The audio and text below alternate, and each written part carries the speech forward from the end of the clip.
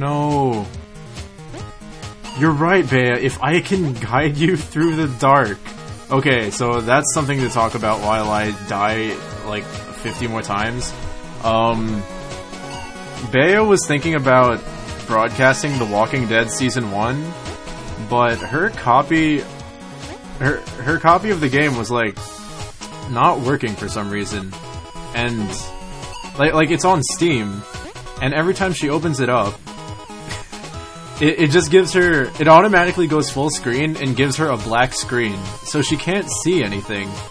She tried all sorts of things like uninstalling things and deleting or moving around folders, and nothing was working. Like, she just completely removed all traces of The Walking Dead from her computer, reinstalled it, and it still gave her the same problem.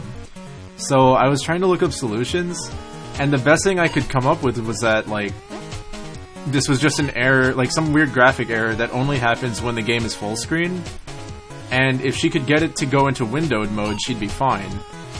We didn't know any kind of way to tweak files or anything to make that happen, so we both kind of came up with the idea that I could look up images of The Walking Dead's menu and just guide Bea through it while she is blind, basically. And we were doing this. We actually started doing it just to see what would happen. And we were doing this in a Skype call with Bea's horrible college internet connection.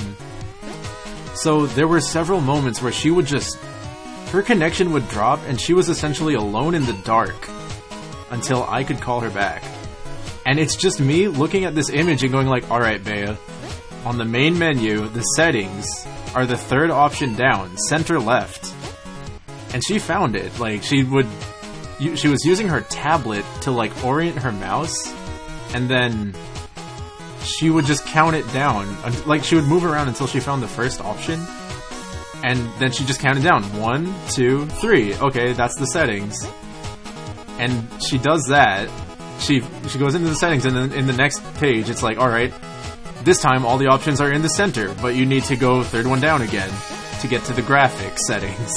So she does it, and then, this took us about 3 tries, but on the last, within the graphic settings, there are, 8 different options that are adjusted with, arrows to the side, and she had to find the 7th one down, I think, which was the full screen and windowed option. And I thought what she would have to do is hit that, and also hit the apply button afterward to actually make it take effect. And if she messed up, there was also a cancel button right underneath all the options, and we would have to start over again. And it just gets to this moment where she's counting it down, and she's like, alright, I think this is the 7th one. And she presses it, and it kind of goes quiet for a moment, and then she just goes, oh, oh. And I'm like, no, Bea, it didn't happen. But it happened. Without even having to hit the apply button, as soon as she hit the arrow, it actually went into windowed mode and she could see everything. And it's disgusting, and that was the first thing I said once it was done.